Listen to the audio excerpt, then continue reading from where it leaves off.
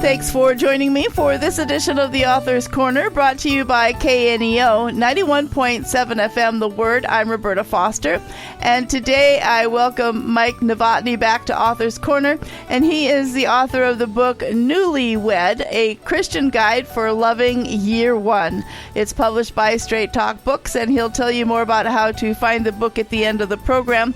Here's a little bit about Mike. He pours his Jesus-based joy into his ministry as a pastor at The Core in Appleton, Wisconsin, and as the lead speaker for Time of Grace, a global media ministry that uses television, print, and digital resources to point people to what matters most, and that is Jesus. Mike, welcome to Author's Corner. Hey, Roberta. Thanks for having me back. Yes, sir. So you've been married about 20 years, and now you're writing a book for newlyweds.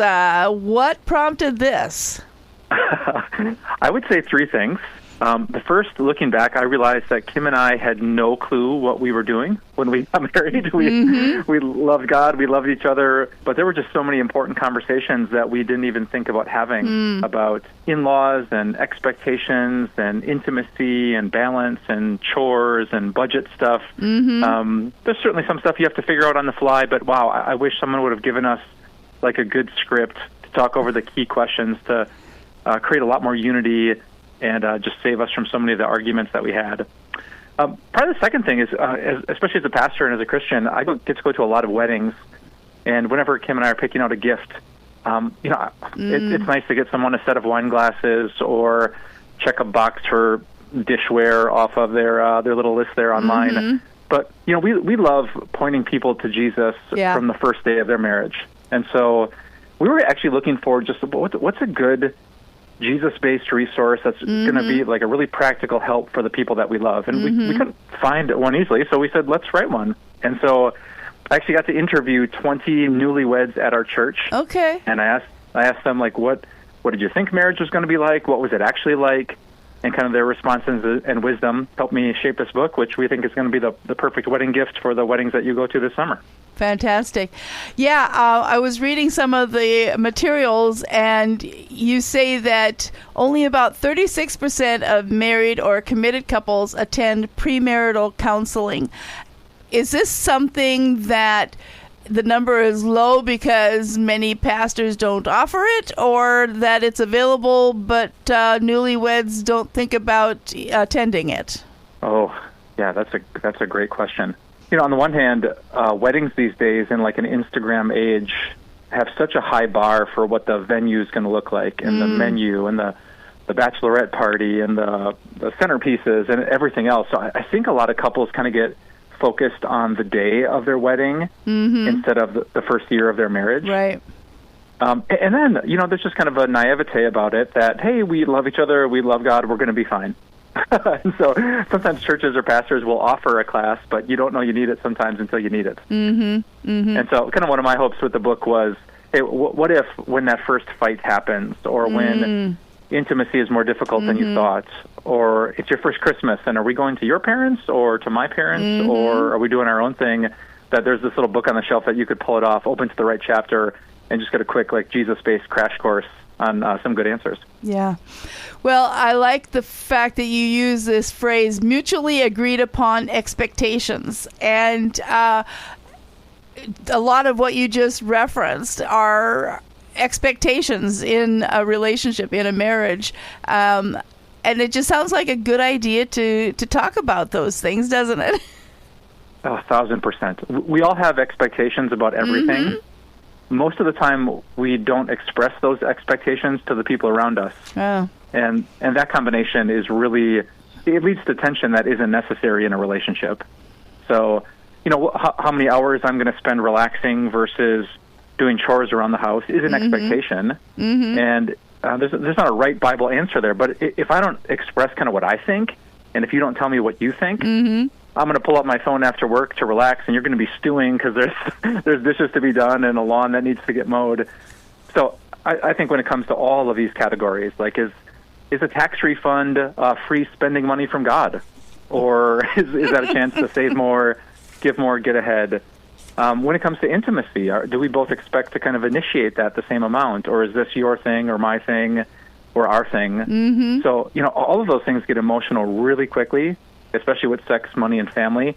So that's my hope. Like, let's have the conversations, let's be humble, let's find something that works for both of us, and then we have this really solid, mutually agreed upon foundation for our future together.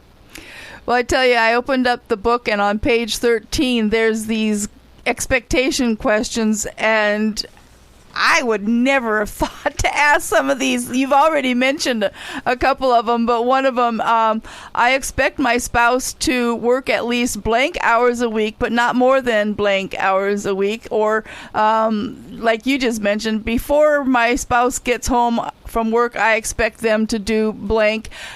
Very interesting questions. I guess it depends a lot on how a person was even raised in their own home before marriage.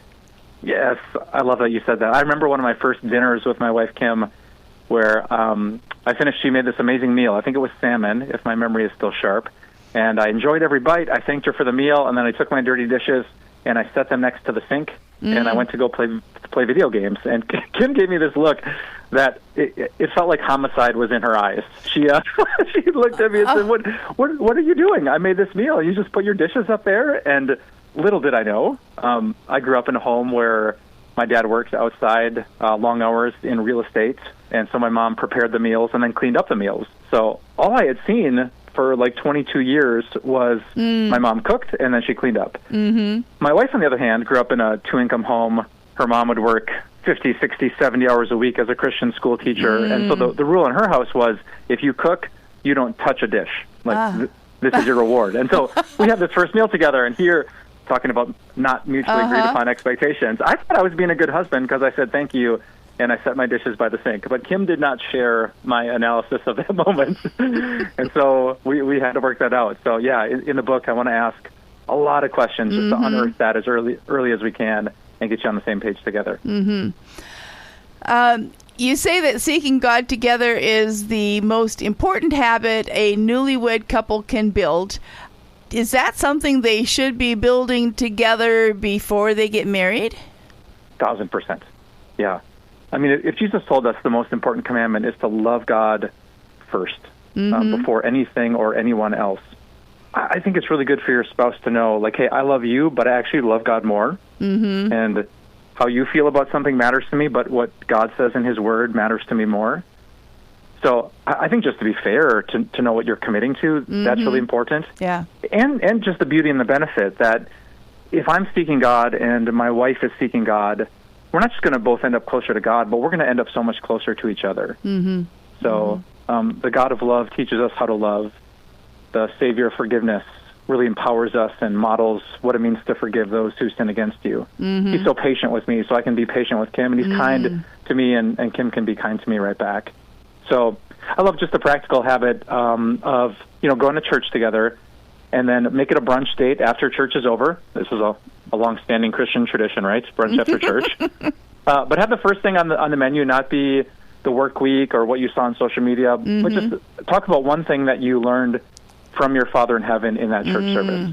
Wow. And start to build this like spiritual dialogue where we talk about our faith, our growth, our sins, our struggles, our hopes, and our dreams. And I think that's a really great way to bring Jesus right into the center of your relationship, because few things really do matter more. Well, today I'm talking with Mike Novotny regarding the book Newlywed, A Christian Guide for Loving, Year 1, which is published by Straight Talk Books, and you're listening to Author's Corner, and I'm Roberta Foster. Now, unfortunately, today we hear about a lot of couples who do not have the same spiritual background, maybe even one that doesn't even know anything about God.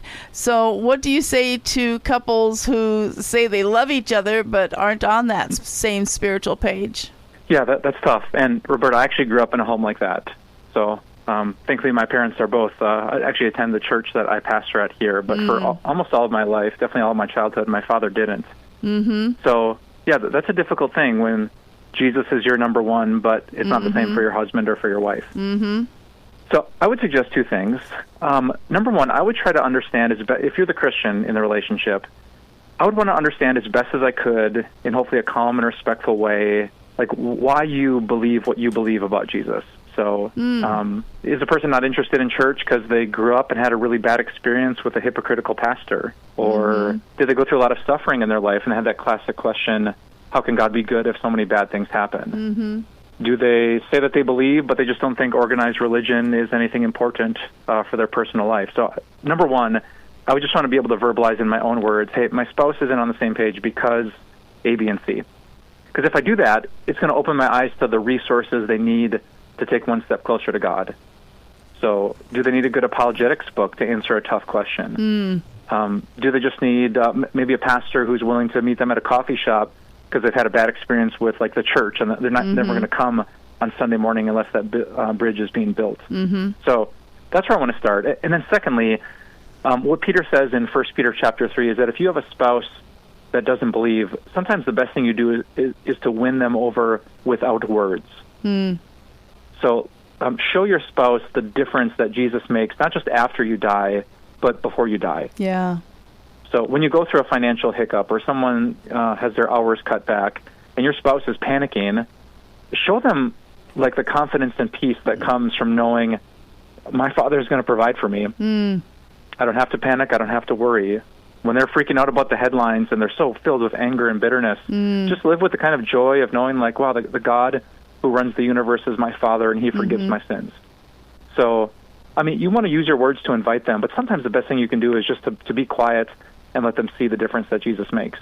Well, Mike, you include a phrase in your book called the stoplight method.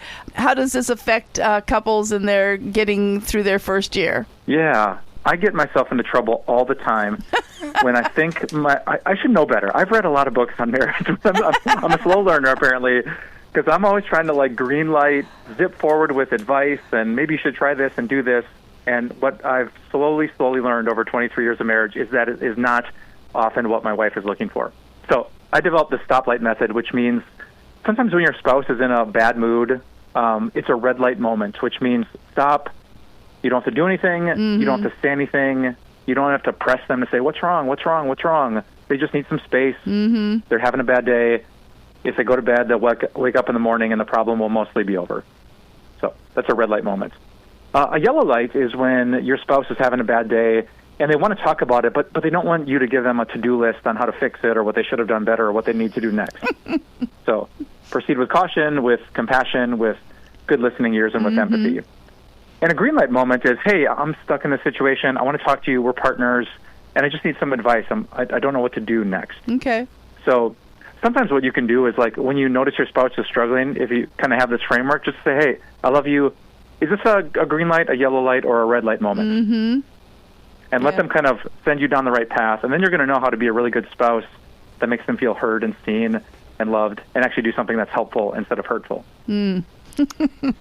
Okay, one last question. If every newlywed couple in America read just one chapter of your book, which chapter would it be and why?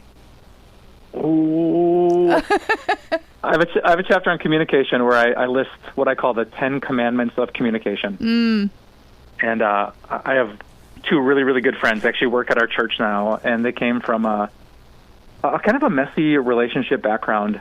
And years ago, I took them through premarital counseling, and to this day, they have a framed copy of the 10 Commandments of Communication in their living room. And to me, that has just been so valuable that, couples who communicate well tend to do really well. But communication is hard, especially when you're not seeing eye to eye on a financial thing or an intimacy thing or a children thing or a faith thing. So the 10 Commandments, obviously we don't have time to walk through all of them, but the first one, by far the most important, is you shall not try to win.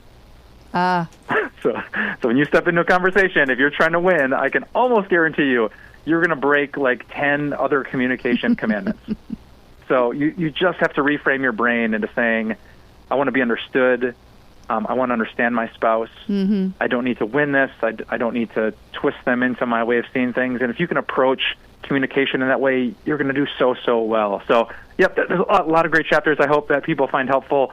But, man, if you want to jump to one, find the communication chapter. and read those 10 commandments. Excellent.